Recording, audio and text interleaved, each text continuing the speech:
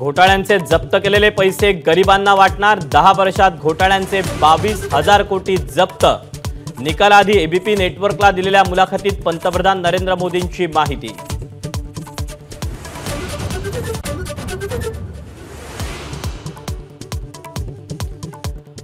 मोदींना गरिबांसाठी नव्हे अदानींना मदत करण्यासाठी देवानं पाठवलं। राहुल गांधींचं मोदींवर शरसंधान।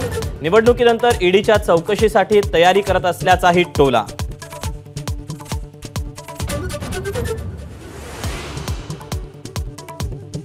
गांधी परिवारालाही संकटात मदत करत आलोय। तब्येत बिघडल्यावर सोनियांसाठी विशेष विमान पाठवलं। एबीपी नेटवर्कला दिलेल्या मुलाखतीत मोदींचं वक्तव्य।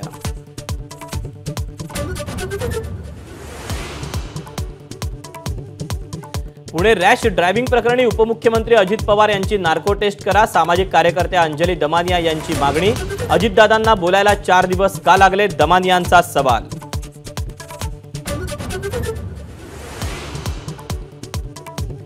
पुण्यातील ससून रुग्णालयातील प्रकरणात फडणवीसांनी जबाबदारी घेऊन राजीनामा द्यावा। काँग्रेस प्रदेशाध्यक्ष नाना पटोलेंची मागणी।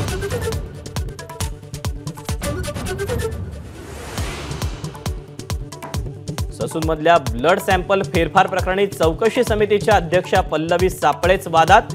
भ्रष्टाचाराचे आरोप असल्याचं सांगत मवियाच्या नेत्यांनी केला नियुक्तीला विरोध।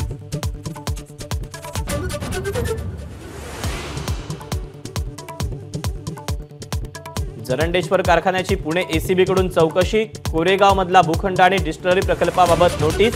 याआधीही ईडीकडून या प्रकरणात अजित पवारांना क्लीन चिट।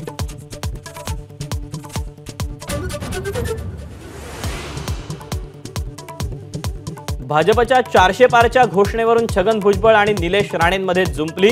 मोदींच्या वक्तव्यावर आक्षेप घेणारे भुजबळ कोण, निलेश राणेंचा संताप।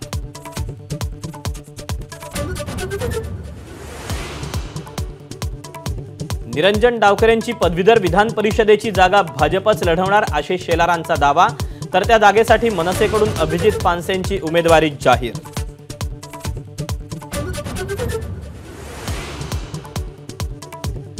मुंबई शिक्षक मतदारसंघातून राष्ट्रवादीकडून शिवाजीराव नलावडेंना उमेदवारी।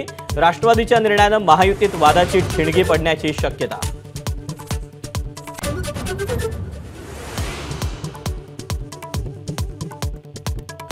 कोस्टल रोडला कोणताही धोका नाही। कोस्टल रोडच्या गळतीच्या पाहणीनंतर मुख्यमंत्र्यांची ग्वाही। तर भ्रष्ट राजवटीनं कामाचा वेग कमी केला, आदित्य ठाकरेंचा हल्लाबोल।